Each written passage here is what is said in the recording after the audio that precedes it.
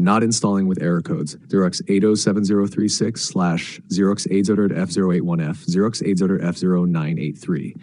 These errors are typically tied to corrupted Windows Update components, missing or corrupted .NET Framework system files, broken servicing stack, SSU or component store, WinSXS, conflicts with security software or third-party apps. Here's a step-by-step advanced fix guide for you. Step 1, basic checks.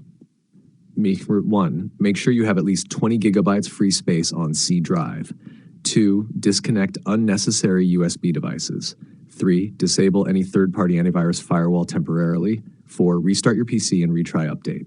Step 2. Run Windows Update Troubleshooter. Settings, System, Troubleshoot, Other Troubleshooters, Windows Update. Run. Let it detect and fix issues. Step 3. Reset Windows Update components. Advanced. Open Command Prompt, Admin, and run these commands one by one. You can see the code in our conversation history. This resets the Windows Update cache. Step 4. Repair system files. Run these in Command Prompt, Admin. You can see the code in our conversation history. Then, you can see the code in our conversation history. If DISM fails with 0x800f1f, run. You can see the code in our conversation history. Replace C, repair source Windows, with a mounted ISO or Windows installation media path. Step 5. Install Servicing Stack Update, SSU, manually. Sometimes KBs fail because of a missing SSU. Go to Microsoft Update Catalog. Please open your app to see this link.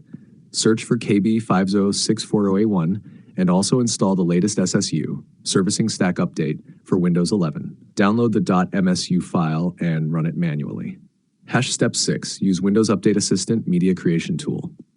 If it still fails, 1. Download Windows 11 Installation Assistant. Please open your app to see this link. 2. Run it. It will update your system without wiping files.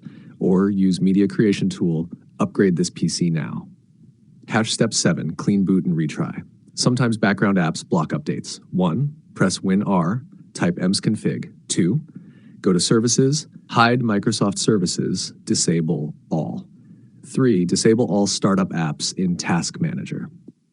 Restart, retry, update. After this, one of these methods will fix KB5064081 install error. If you want, I can give you direct catalog links for KB5064081 x64 ARM64 so you can download and install offline. Would you like me to